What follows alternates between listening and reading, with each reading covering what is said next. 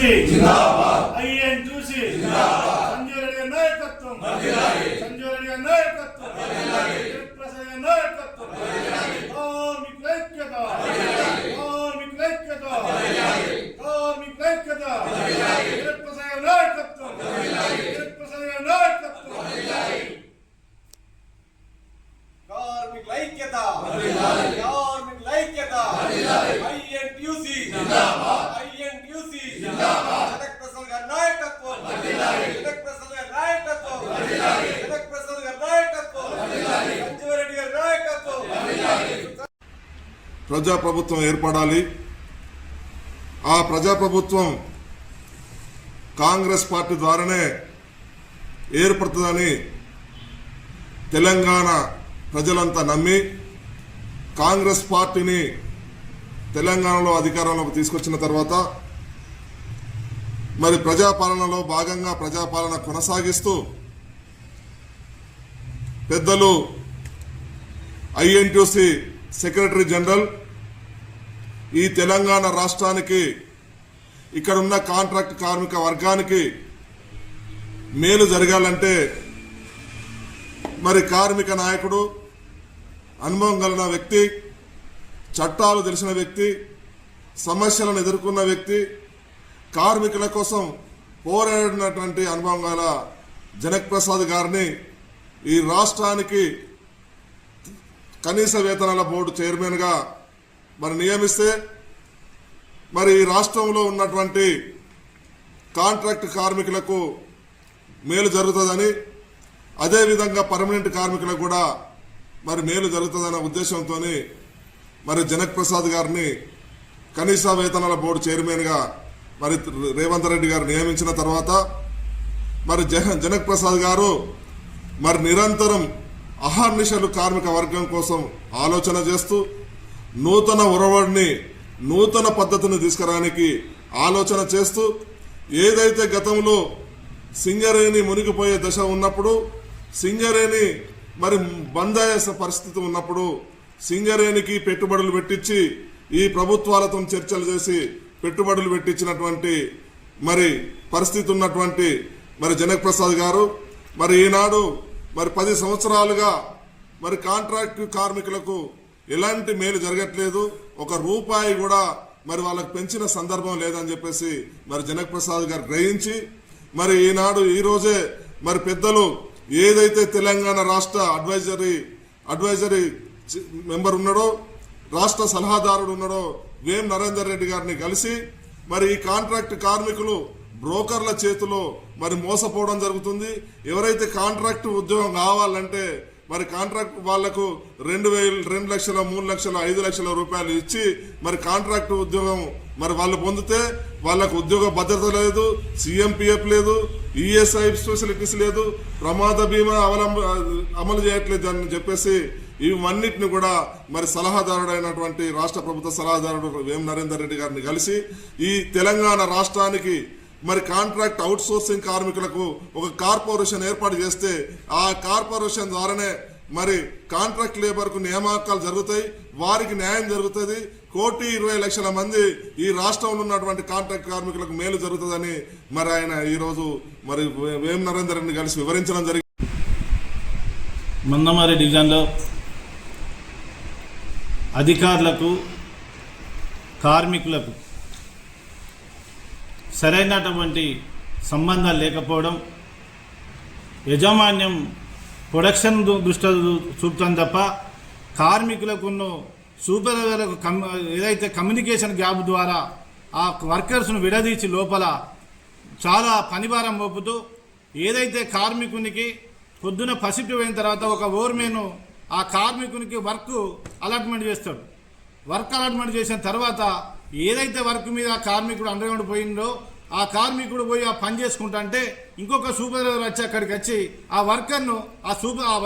ఇంకో సూపర్వైజర్ వచ్చి అది కాదా బాబా పని పక్కన పెట్టు ఇంకో పని చేయమని చెప్పి ఈ రకంగా అండర్గ్రౌండ్లో ఇంకొక సూపర్వైజర్ కూడా ఆయన పని చేయించుకోవడం జరుగుతుంది. అంటే అండర్గ్రౌండ్లో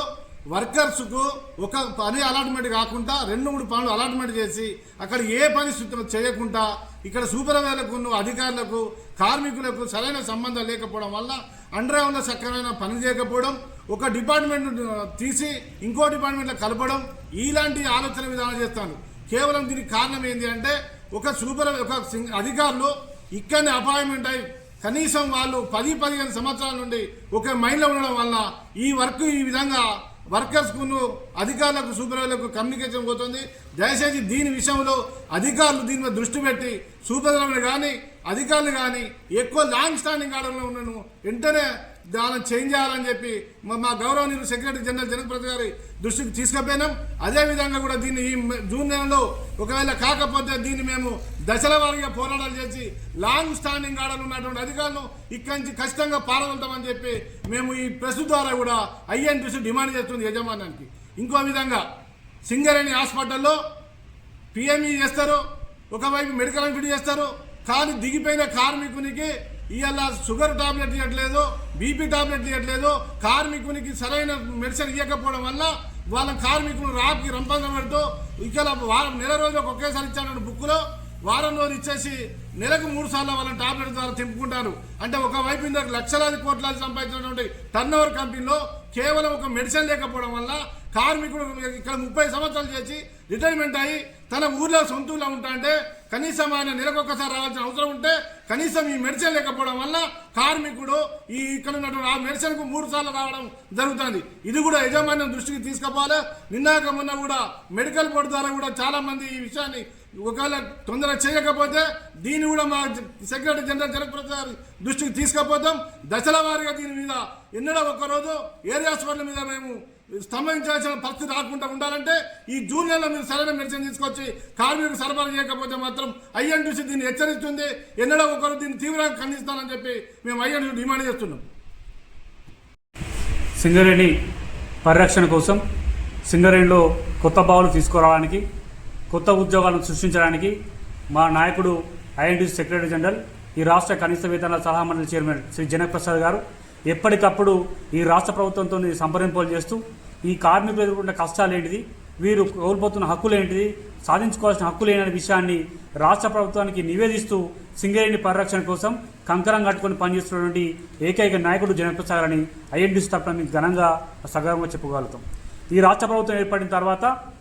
ఈ ఎన్నికల కంటే ముందు మన భావి భారత ప్రధాని రాహుల్ గాంధీ గారిని మరి పెద్దపల్లి జిల్లాకు తీసుకొచ్చి RG3 పర్యటనలో భాగంగా సింగరేణి కార్మికులతోని ముఖ్యంగా 100 మంది కార్మికులతో మాట్లాడించి మరి సింగరేణి కార్మికులు ఎదుర్కొంటున్న సమస్యలను నేరుగా మరి రాహుల్ గాంధీ గారు లాంటి నేతలకే చెప్పించిన ఘనత మా జనకప్రసాద్ గారు దక్కుతున్న విషయం సందర్భంగా గుర్తు చేస్తాం మిత్రులారా. ఆ రోజు జనకప్రసాద్ గారు ఏదైతే విషయాలు చెప్పారో బహిరంగ సభలో పెద్దపల్లిలో ఏర్పాటు చేసిన ఎన్నికల బహిరంగ సభలో రాహుల్ గాంధీ గారు తూచా తప్పకుండా ప్రతి విషయాన్ని జనకప్రసాద్ గారి మాటగా ఆ రోజు ప్రజలకి హామీ ఇస్తూ ఖచ్చితంగా కేంద్రంలో కనుక కాంగ్రెస్ పార్టీ అధికారానికి వస్తే సింగరేణి బొగ్గు బ్లాకులను ప్రైవేటీకరణ కానివ్వం, సింగరేణి బ్లాకులను సింగరేణికే ఇచ్చి సింగరేణిలో కొత్త ఉద్యోగాలు సృష్టిస్తామని హామీ ఇవ్వడం జరిగింది. ఇవాళ రాష్ట్ర ప్రభుత్వం ఏర్పడిన తర్వాత రేవంత్ రెడ్డి గారు జనకప్రసాద్ గారి సూచన మేరకు మరి దేశజాలా పోకుండా కేంద్రంలో బీజేపీ ప్రభుత్వం ఉన్నప్పటికీ కూడా నరేంద్ర మోడీని కలిసి తను ప్రధానమంత్రి హోదాలో ఉన్న నరేంద్ర మోడీని కలిసి ఈ రాష్ట్రంలో ముఖ్యంగా సింగరేణి కార్మికులు ఎదుర్కొంటున్న సమస్యల మీద సింగరేణి బొగ్గులు సింగరేణికి ఇవ్వాలనే మరి కారణాన్ని ఎందుకు ఇవ్వాలని చెప్పి వారు కలిసి వారిని నివేదించి మరి వారిని అడిగిన విషయం కూడా చరిత్రలో నిలిచిపోయే విషయంగా మేము భావిస్తాం మిత్రులా. బట్టి విక్రమార్క గారు వేలంపాటలో పాల్గొని అప్పుడు కేంద్ర మంత్రి బొగ్గు శాఖ మంత్రి కిషన్ రెడ్డి గారు సాక్షిగా వేలంపాటలో పాల్గొని సింగరేణి బొగ్గు బ్లాకులను సింగరేణికి ఇవ్వాలని సింగరేణి కార్మికుల నిరసన గానాన్ని ఆ వేలంపాటలో వినిపించిందంటే జనకప్రసాద్ గారు ఏ రకంగా సింగరేణి కార్మికులను కాపాడుకోవడానికి సింగరేణి బాలను కాపాడుకోవడం ఎంత కృషి చేస్తారో ఒకసారి ఆలోచన చేసుకునే అవసరం ఉంది మిత్రుల.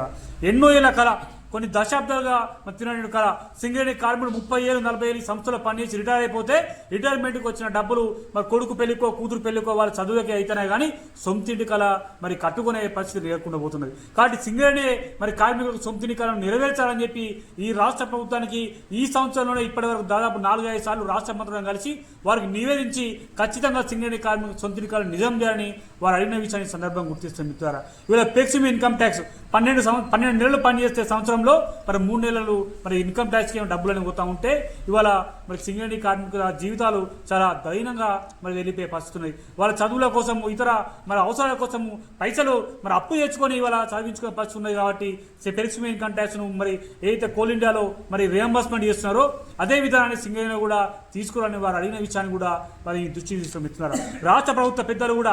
జగన్ ప్రసాద్ గారు ఏదైతే విషయాలు చెప్తారో వారికి క్షుణ్ణంగా తెలుసుకొని క్షుణ్ణంగా విని మరి ఒకసారి సింగరేణి కార్మికులకు చేసేటువంటి మరి లాభాలు ఏ రకంగా చేయాలో రాష్ట్ర ప్రభుత్వం కూడా మరి ఆలోచిస్తుందంటే ఆ ఘనత కూడా జగన్ ప్రసాద్ గారు దక్కుతుందని ఆశిస్తూ చెప్తూ మరి రేపు రాబోయే లాభాల వాటలు కూడా జగన్ ప్రసాద్ గారు మరి ఆశీస్సులతోని వారి నాయకత్వంలో ఖచ్చితంగా బ్రహ్మాండమైన మరి పర్సంటేజ్ని వాటాను మన సింగరేణి కార్మికులకు అదేవిధంగా కాంట్రాక్ట్ కార్మికులకు కూడా దక్కుతాయని ఆశాభావం ఐఎన్టీ తరఫున వ్యక్తం చేస్తున్నాం.